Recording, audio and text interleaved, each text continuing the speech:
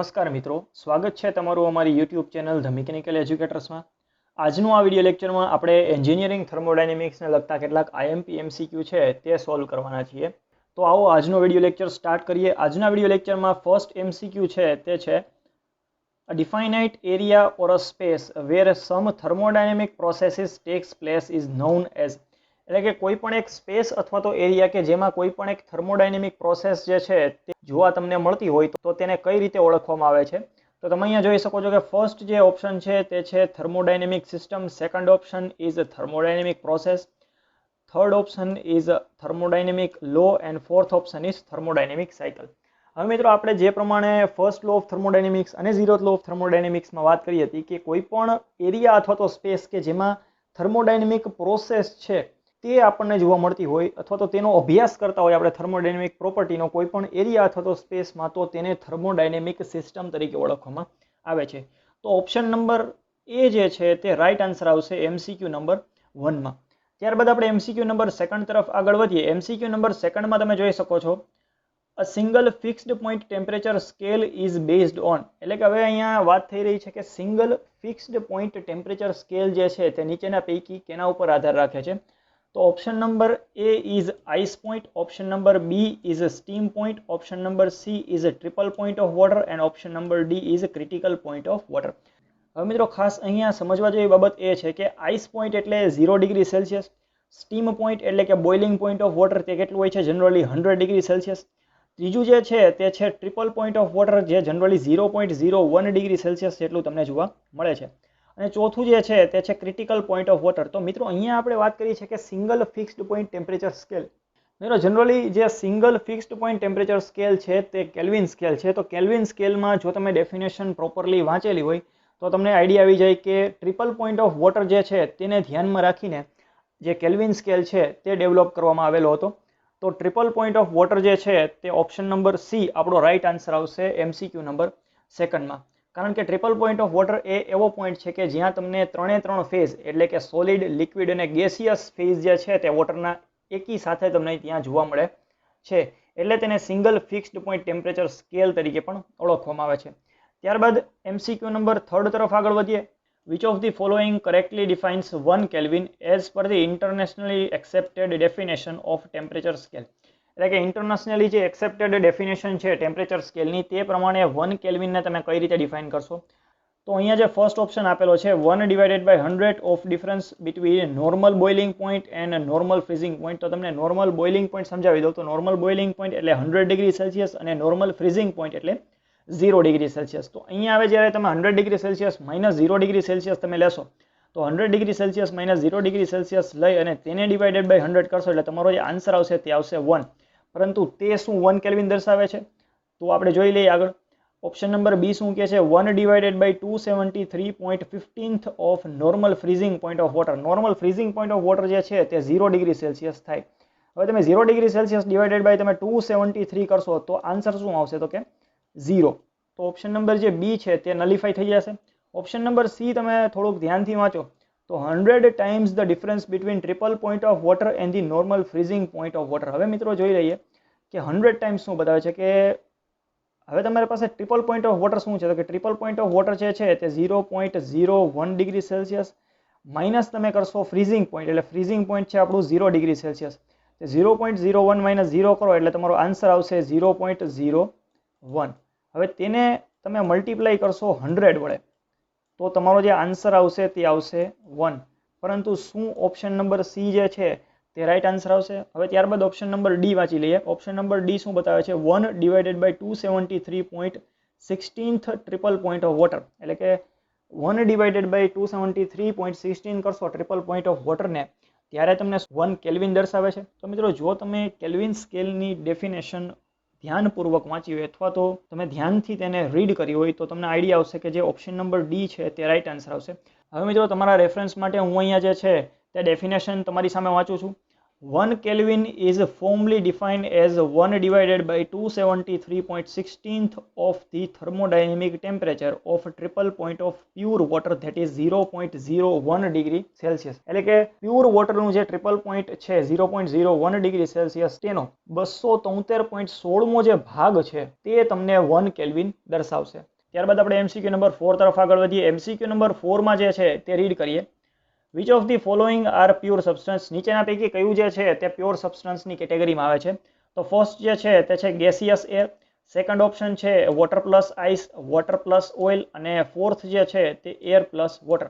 હવે મિત્રો જો હું તમને પ્યોર સબસ્ટન્સ વિશે થોડી માહિતી આપું તો અહીંયા જે ફર્સ્ટ ઓપ્શન છે ગેસિયસ એર, તો હવે જ્યારે ગેસિયસ એરનું આપણે એક્ઝામ્પલ લઈ લઈએ તો તેને પ્યોર સબસ્ટન્સ કહેવામાં આવે છે, કારણ કે તેમાં માત્ર ને માત્ર એરના જ પાર્ટિકલ રહેલા છે.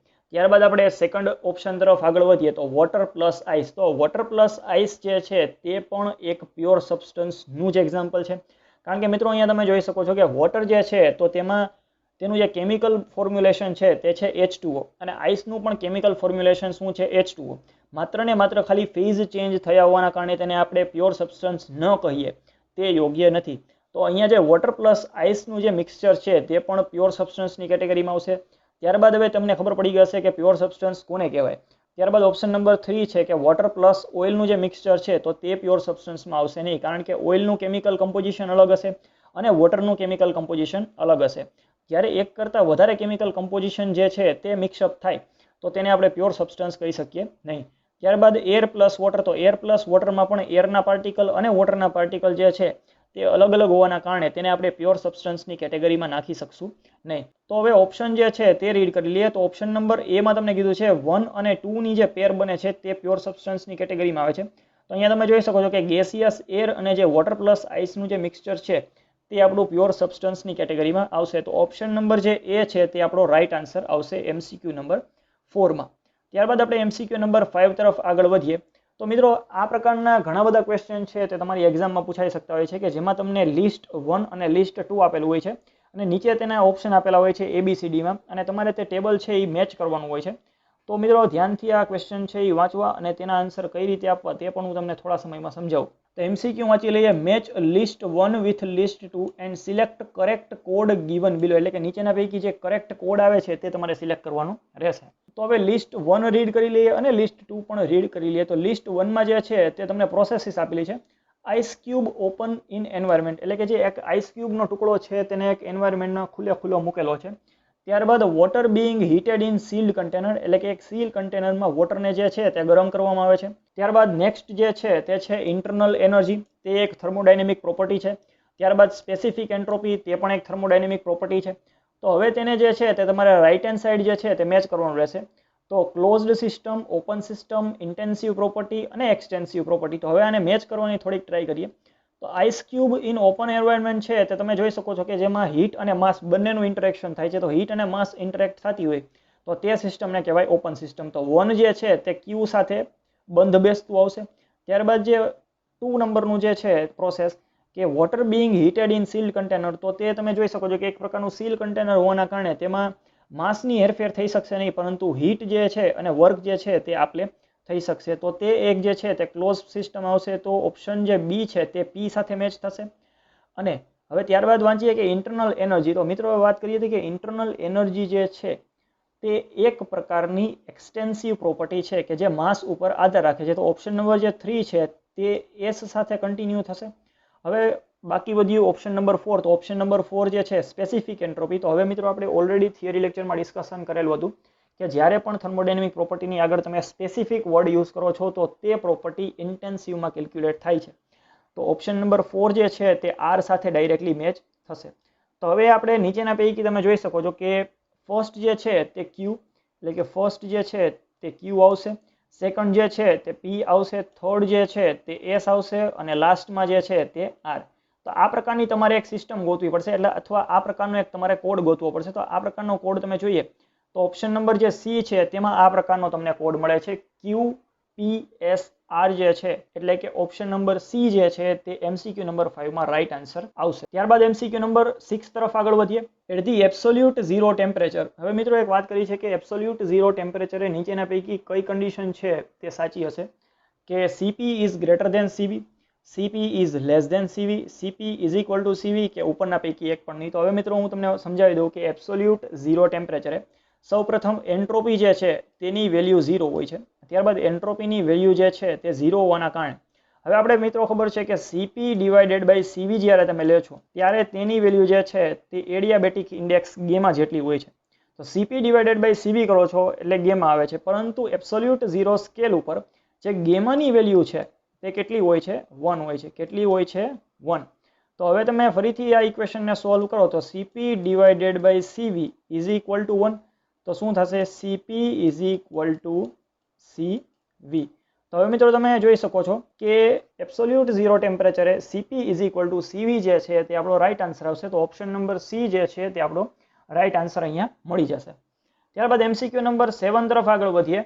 મિત્રો એમસીક્યુ નંબર 7 જે છે તે ગેટમાં પૂછાયેલો ક્વેશ્ચન છે અને થોડોક જે છે તે કેલ્ક્યુલેટિવ છે.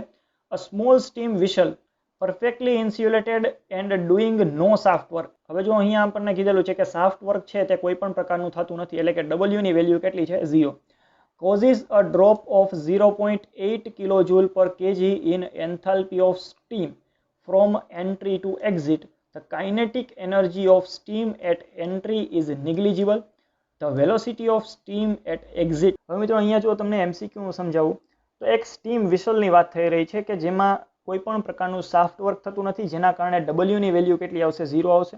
હવે મિત્રો અહીંયા જ્યારે સ્ટીમ એન્ટ્રી ટુ એક્ઝિટ થાય છે ત્યારે જે એન્થાલ્પીનો ડ્રોપ છે તે છે 0.8 કિલોજૂલ પર કેજી, અને જે કાઇનેટિક એનર્જી જે છે તે સ્ટીમની એન્ટ્રી પાસે નિગ્લિજિબલ છે. તો હવે તમારે અહીંયા જ્યારે સ્ટીમ એક્ઝિટ થશે વિશલમાંથી ત્યારે તમારે તેની વેલોસિટી ફાઇન્ડ કરવાની છે, એટલે કે એક્ઝિટ વેલોસિટી ફાઇન્ડ કરવાની છે. તો મિત્રો આ એમસીક્યુનો રાઈટ આન્સર આવશે 40 મીટર પર સેકન્ડ. પરંતુ તે કઈ રીતે આવશે અને તે કઈ રીતે કેલ્ક્યુલેટ કરવો તે હું તમને સમજાવી દઉં.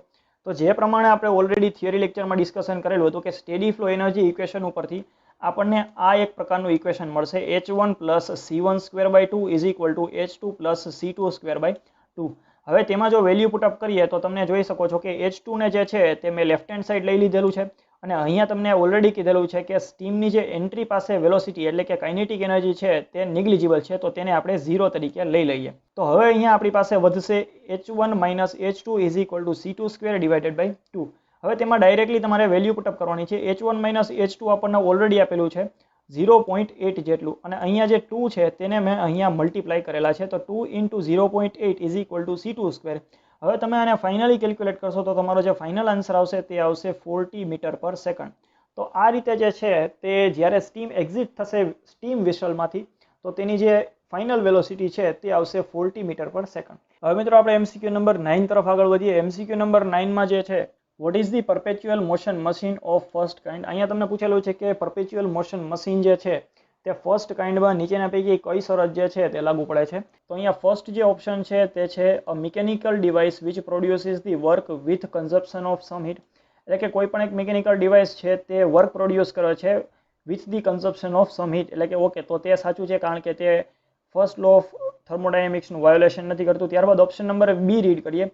A mechanical device which produces the work without consumption of some heat. એટલે કે અહીંયા તમે જોઈ શકો છો કે એક મિકેનિકલ ડિવાઇસ છે કે જે વર્ક પ્રોડ્યુસ કરે છે without any consumption of heat. જે તમે અહીંયા જોઈ શકો છો કે આપણો જે ફર્સ્ટ લો ઓફ થર્મોડાયનેમિક્સ છે તેનું વાયોલેશન કરે છે, કારણ કે ફર્સ્ટ લો ઓફ થર્મોડાયનેમિક્સમાં આપણે ઓલરેડી ડિસ્કશન કરેલું કે કન્ઝર્વેશન ઓફ એનર્જી એટલે કે જે ટોટલ એનર્જી હોવી જોઈએ તે કેવી હોવી જોઈએ? કોન્સ્ટન્ટ રહેવી જોઈએ. તો પણ અહીંયા જે છે તે વર્ક પ્રોડ્યુસ થાય છે without consumption of any heat.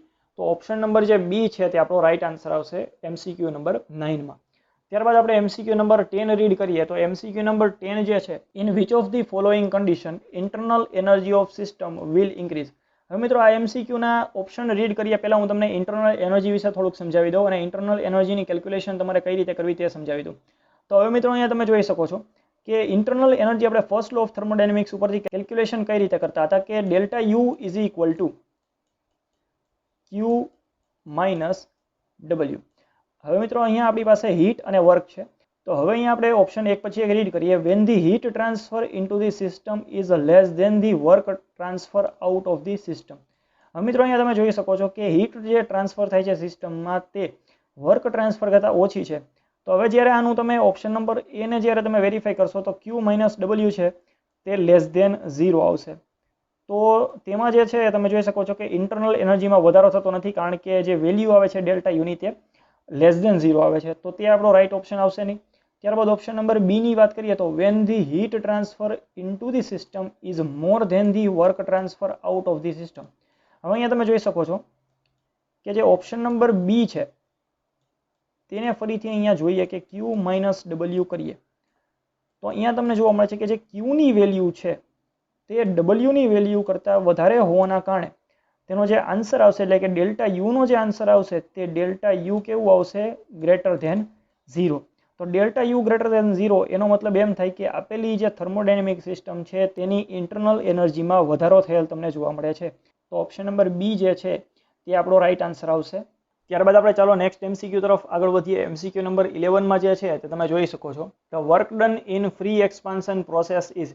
તો મિત્રો અહીંયા આપણે ફ્રી એક્સપાન્શન પ્રોસેસ સૌપ્રથમ સમજી લઈએ. ફ્રી એક્સપાન્શન પ્રોસેસ જે છે તેમાં તમને હું અહીંયા એક સિલિન્ડર અને પિસ્ટનના અરેન્જમેન્ટ દ્વારા સમજાવવાની કોશિશ કરું તો અહીંયા જ્યારે એક સિલિન્ડર લેવામાં આવે છે અને તેના ઉપર જે છે તે આ પ્રકારે એક પિસ્ટન હોય છે, તો તેમાં તમે અહીંયા જોઈ શકો છો કે સિલિન્ડર અને પિસ્ટન અરેન્જમેન્ટમાં જ્યારે કોઈ પણ કારણોસર અહીંયા જે ગેસ છે આ ગેસના કારણે ફ્રી એક્સપાન્શન પ્રોસેસ થાય છે, એટલે કે પિસ્ટન અપવર્ડ ડિરેક્શનમાં મૂવ કરવાની કોશિશ કરે છે, તો આ એક પ્રકારની ક્લોઝ સિસ્ટમ તમને જોવા મળે છે. તો આ ક્લોઝ સિસ્ટમમાં જ્યારે પણ વર્કડન જે છે તો તમારે ફાઇન્ડ કરવાનું હોય તો વર્કડનની વેલ્યુ આવશે work done is equal to P into ડીવી.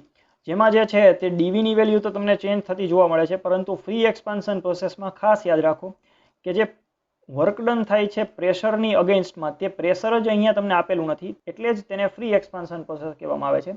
Free expansion પ્રોસેસમાં જે પ્રેશર લાગતું હોય છે સિસ્ટમ ઉપર તે કેવું હોય છે? 0 તમને જોવા મળે છે. તો અહીંયા તમે જોઈ શકો છો કે જ્યારે તમે 0 ઇન્ટુ ડીવી કરશો તો તમારો જે વર્કડનનો આન્સર શું આવશે? 0. તો અહીંયા હવે જે ઓપ્શન છે તે રીડ કરીશું તો ઓપ્શન નંબર એ શું કહે છે? ગ્રેટર ધેન 0 એટલે કે પોઝિટિવ મળશે. ઓપ્શન નંબર બી એટલે કે નેગેટિવ મળશે. ઓપ્શન નંબર સી શું છે? 0. તો અહીંયા જે આપણો રાઈટ આન્સર આવશે તે આવશે ઓપ્શન નંબર સી, કે ફ્રી એક્સપાન્શન પ્રોસેસ દરમિયાન વર્કડન આપણને મળતું નથી. ત્યારબાદ આના જેવો જ એક એમસીક્યુ વધારે તમારી સાથે હું અહીંયા શેર કરું છું. MCQ number 12. If a gas is heated against pressure, keeping the volume constant, the work done will be equal to. હવે મિત્રો ખાસ અહીંયા વાત થઈ છે, ફરીથી આપણે એક પિસ્ટન સિલિન્ડર અરેન્જમેન્ટ લઈ લઈએ તો પિસ્ટન સિલિન્ડર અરેન્જમેન્ટમાં અહીંયા તમને ખાસ એ કહેવામાં આવ્યું છે કે પિસ્ટન ઉપર આ રીતે એક પ્રેશર પી લાગે છે. આ પ્રેશર પીની અગેન્સ્ટમાં કંઈક વર્ક થાય છે, પરંતુ અહીંયા જે વોલ્યુમ છે તે કેવું રાખવામાં આવેલું છે? કોન્સ્ટન્ટ, એટલે કે વોલ્યુમમાં કંઈ ચેન્જ થતો નથી. તો આપણે જ્યારે વર્ક ડન કેલ્ક્યુલેટ કરશું એટલે કે પી ઇન્ટુ ડીવી, તો પી ઇન્ટુ ડીવી જ્યારે કેલ્ક્યુલેશન કરવામાં આવે તો પી જે છે તેની વેલ્યુ તો છે જ, પરંતુ વોલ્યુમમાં ચેન્જ ન થતો હોવાનો કારણે V1 માઇનસ V2ની જે વેલ્યુ છે તે શું આવશે? 0. તો જે વર્કડન આપણને મળશે તે શું મળશે? 0. તો અહીંયા તમે જોઈ શકો છો કે આન્સર જે આવશે ઓપ્શન નંબર સી જે છે તે રાઈટ આન્સર આવશે, કે જ્યારે કોઈ પણ ગેસને વોલ્યુમ કોન્સ્ટન્ટ રાખીને તેને હીટ કરવામાં આવે કોઈ પણ પ્રેશરની અગેન્સ્ટમાં તો તેમાં જે વર્કડન તમને મળે છે તે છે 0. ત્યારબાદ એમસીક્યુ નંબર 13 તરફ આગળ વધીએ. એમસીક્યુ નંબર 13માં તમે જોઈ શકો છો properties of substance like pressure, volume and temperature are in the thermodynamic coordinates, એટલે કે જે તમને પ્રેશર, વોલ્યુમ અને ટેમ્પરેચર આપેલું છે તે નીચેના પૈકી કયા ફંક્શન છે? તો ઓપ્શન વાંચી લઈએ. ઓપ્શન નંબર એ શું કહે છે? પાથ ફંક્શન છે. ઓપ્શન નંબર બી જે છે તે છે cyclic function. Option number D જે છે તે છે પોઈન્ટ ફંક્શન અને option number D is real function. તો આપણને ઓલરેડી ખબર છે કે કોઈ પણ કોઓર્ડિનેટ સિસ્ટમ એટલે કે થર્મોડાયનેમિક કોઓર્ડિનેટ સિસ્ટમમાં પ્રેશર, વોલ્યુમ અને ટેમ્પરેચર છે તે એક પ્રકારના પોઈન્ટ ફંક્શન છે. એટલે કે જ્યારે તમે ધારો કે પી અને વીનો જે છે તે કોઓર્ડિનેટ ગ્રાફ લ્યો છો ત્યારે અહીંયા તમે પોઈન્ટ દર્શાવો છો તો આ પોઈન્ટ પાસે તમને પ્રેશરની પણ કંઈક વેલ્યુ મળશે અને વોલ્યુમની પણ કંઈક વેલ્યુ મળશે. તો અહીંયા જે આ પોઈન્ટ છે તે પોઈન્ટ ફંક્શનના સ્વરૂપમાં તમે તેને દર્શાવો છો. તો જે પ્રેશર, વોલ્યુમ અને ટેમ્પરેચર છે તે આપણા પોઈન્ટ ફંક્શન આવશે. તો અહીંયા જે આપણો રાઈટ આન્સર આવશે તે આવશે option number C, MCQ number 13માં. ત્યારબાદ આપણે એમસીક્યુ નંબર 14 તરફ આગળ વધીએ. Which of the following quantity is not the property of system, એટલે નીચેના પૈકી કઈ ક્વોન્ટિટી છે તે સિસ્ટમની પ્રોપર્ટી નથી? તો ઓપ્શન એક પછી એક વાંચી લઈએ. ઓપ્શન નંબર એ શું કહે છે? Pressure. Option number B is temperature. Option number C is specific entropy and option number D is heat. તો હવે મિત્રો અહીંયા તમને ખાસ તો એક સમજાવી દઉં કે હીટ અને વર્કનો જે ફિનોમિના છે કે જ્યારે કોઈ પણ સિસ્ટમમાંથી એનર્જીની આપલે થાય છે અથવા તો એનર્જી જે એક્સચેન્જ થાય છે તો આ એનર્જી જે એક્સચેન્જ થાય છે તે ક્યાંથી થશે? તો કે જે સિસ્ટમની બાઉન્ડ્રી છે તેને ક્રોસ કરીને જો કોઈ પણ એનર્જી ટ્રાન્સફર થશે તો તેને હીટ અથવા તો વર્કના સ્વરૂપમાં તમે દર્શાવી શકો. તો આપણે હીટ અને વર્કને જે છે તે કોઈ પણ થર્મોડાયનેમિક સિસ્ટમની પ્રોપર્ટી તરીકે ડિફાઇન ન કરી શકીએ. તો ઓપ્શન નંબર જે ડી છે તે આપણો રાઈટ આન્સર આવશે કે હીટને તમે પ્રોપર્ટી ઓફ સિસ્ટમ તરીકે ગણી શકો નહીં. ત્યારબાદ એમસીક્યુ નંબર 15 તરફ આગળ વધીએ. એમસીક્યુ નંબર 15માં પણ તે જ ફરીથી એક ક્વેશ્ચન છે હીટ અને વર્ક રિલેટેડ. તો heat and work are path functions, cyclic functions, point function or real function. તો આપણને ખબર છે કે હીટ અને વર્ક તે જ્યારે એનર્જી બાઉન્ડ્રી ક્રોસ કરશે ત્યારે તેને દર્શાવવામાં આવે છે. તો બાઉન્ડ્રી જ્યારે ક્રોસ કરશે કોઈ પણ થર્મોડાયનેમિક સિસ્ટમની તો તેના જે પોઈન્ટ ફંક્શન્સ છે જેવા કે પ્રેશર છે, વોલ્યુમ છે અને ટેમ્પરેચર છે તેમાં તમને ચેન્જ જોવા મળશે. અને તેમાં જો ચેન્જ જોવા મળે તો તેના સ્ટેટમાં ચેન્જ થયેલો ગણાય, એટલે કે થર્મોડાયનેમિક સિસ્ટમના સ્ટેટમાં ચેન્જ થયેલો ગણાય. તો આ જે સ્ટેટ ચેન્જ થશે તો તેના કારણે એક પાથ જનરેટ થશે. તો આપણે હીટ અને વર્કને જે છે તે અહીંયા પાથ ફંક્શન તરીકે ગણી શકીએ. તો option number A will be the right answer in MCQ number 15. ત્યારબાદ આપણે એમસીક્યુ નંબર 16 તરફ આગળ વધીએ. તો એમસીક્યુ નંબર 16 પણ અગેન હીટ અને વર્ક રિલેટેડ જ છે. Which of the following statement is correct? The heat and work are boundary phenomena. Okay, તે સાચું છે. The heat and work represents the energy crossing the boundary of system. તે પણ એક સાચો ઓપ્શન છે. ત્યારબાદ ઓપ્શન નંબર સી છે the heat and work are path function, એટલે કે હીટ અને વર્ક જે છે તે પાથ ફંક્શન છે. તો તે આપણે ઓલરેડી એમસીક્યુ નંબર 15માં જોઈ લીધું કે હીટ અને વર્ક જે છે તે પાથ ફંક્શન્સ છે. તો અહીંયા જે આપણો રાઈટ આન્સર આવશે તે આવશે option number D, all of above, કે ઉપરના પૈકી બધા જે આપણને વિધાનો આપેલા છે તે સાચા છે. ત્યારબાદ આપણે આગળ વધીએ એમસીક્યુ નંબર 17 તરફ. એમસીક્યુ નંબર 17માં તમે જોઈ શકો છો according to the first law of thermodynamics, એટલે કે અહીંયા તમને first law of thermodynamics related કંઈક ક્વેશ્ચન પૂછેલો છે. તો આવો એક પછી એક ઓપ્શન રીડ કરી લઈએ. Total internal energy of system during process remains constant. Total energy of system remains constant. Work done by the system is equal to the heat transfer to the system. And D U એટલે કે internal energy, H એટલે કે enthalpy અને S એટલે કે entropy will remain constant during the process. હવે મિત્રો એમસીક્યુના option read કરતા પહેલા સૌપ્રથમ તમારે ફર્સ્ટ લો ઓફ થર્મોડાયનેમિક્સ છે તે રિકોલ કરવો પડે, જે કન્ઝર્વેશન ઓફ એનર્જી બતાવે છે. એટલે કે કન્ઝર્વેશન ઓફ એનર્જીનો મતલબ શું થાય કે સિસ્ટમની જે ટોટલ એનર્જી છે તે કેવી રહેવી જોઈએ? કોન્સ્ટન્ટ રહેવી જોઈએ કોઈ પણ પ્રોસેસ થયા બાદ. તો હવે અહીંયા તમે ઓપ્શન જોઈ શકો છો કે જે ઓપ્શન નંબર બી છે તેમાં તમને ક્લિયરલી જસ્ટિફાઈ કરેલું છે total energy of a system remains constant, એટલે કે ટોટલ એનર્જી કોઈ પણ સિસ્ટમની જો કોન્સ્ટન્ટ રહેતી હોય તો તે ફર્સ્ટ લો ઓફ થર્મોડાયનેમિક્સ તરીકે તમે તેને ગણાવી શકો. તો ઓપ્શન નંબર જે બી છે તે એમસીક્યુ નંબર 17માં રાઈટ આન્સર આવશે. Total energy of system remains constant. ત્યારબાદ એમસીક્યુ નંબર 18 તરફ આગળ વધીએ. એમસીક્યુ નંબર 18માં તમે જોઈ શકો છો the SI unit of energy is. હવે આ થોડોક સિમ્પલ એમસીક્યુ છે, તો આ ઓલરેડી બધાને ખબર જ હશે કે એનર્જીનો જે એસઆઈ યુનિટ છે તે જૂલ આવશે. તો ઓપ્શન નંબર એ જે છે તે રાઈટ આન્સર આવશે. ત્યારબાદ એમસીક્યુ નંબર 19 તરફ આગળ વધીએ. એમસીક્યુ નંબર 19 જે છે the working of mercury based thermometer, એટલે કે મર્ક્યુરી બેઝ જે થર્મોમીટર છે તે નીચેના પૈકી કયા થર્મોડાયનેમિકના નિયમનું જે છે તે પાલન કરે છે? તો તેના ઉપર બેઝ છે. તો અહીંયા આપણે જોઈ શકીએ છીએ ઓપ્શન નંબર એ શું કહે છે? 0th law. Option number B is the first law.